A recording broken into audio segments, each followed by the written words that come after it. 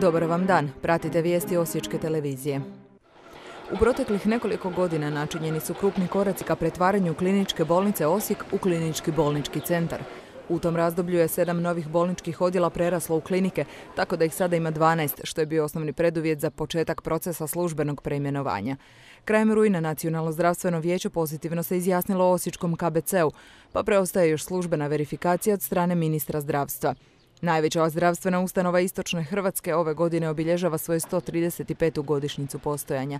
U idućih nekoliko mjeseci započet će službene procedure i za prerastanja odjela dermatologije, radiologije i anesteziologije u klinike, što će zdravstvenu skrb na ovom području podići na još višu razinu. Biti stanar u Osijeku još uvijek znači više prihvaćati prava, a manje obveze koje nameće Zakon o vlasništvu i drugim stvarnim pravima, ustvrdio je ususret Svjetskom danu stanovanja Vladimir Stanić iz Osječkog udruženja stanara. Kritizirao je slab osjećaj za zajedničku imovinu među stanarima iste zgrade, iz čega proizlazi neravnomjerno sudjelovanje u čuvanju ili održavanju zgrade.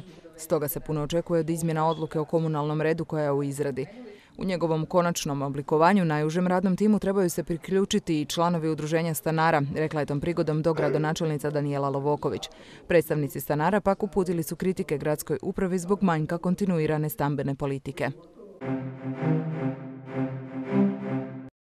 20 godina nakon Konvencije o dječjim pravima i 10 godina nakon UNICEF-ovog projekta Grad prijatelj djece, tradicionalno se obilježava Dječji tjedan u kojem se priključio i grad Osijek.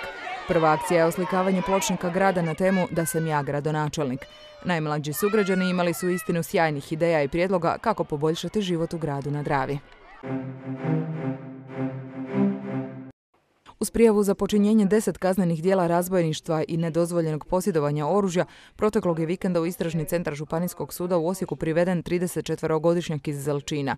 Policija ga tereti za oružane pljačke trgovina i benzinskih crpki na području Donjeg Miholjca i Valpova. Svoj pljačkaški pohod razbojnik je započeo u srpnju prošle godine, a posljednju je pljačku pokušao izvršiti u travnju ove godine. Međutim, u tome ga je omeo djelatnik trgovine. Inače, za kazneno djelo oružanog razbojništva propisana je kazna zatvora od 3 do 12 godina. 2 godine nakon pokretanja građanske inicijativa za pomoć napuštenim psima u Nemetinskom azilu izrasla je u organiziranu nevladinu udrugu Pobjede, koja djeluje na području zaštite i promicanja prava životinja. Kako je jučer bio Svjetski dan životinja s kojim je započeo i Svjetski tjedan, skupina mladih članova udruge Pobjede danas je predstavila svoj dosadašnji rad, ali i cijelotjedni program uključivanja u Međunarodni tjedan životinja. Kroz razne humanitarne ili kulturološke aktivnosti u protekle su 2 godine sakupili više od 20.000 kuna utrošenih za liječenje, sterilizaciju ili kastriranje pasa, kao i za uređenje ograde i boksova u azilu u Nemetinu.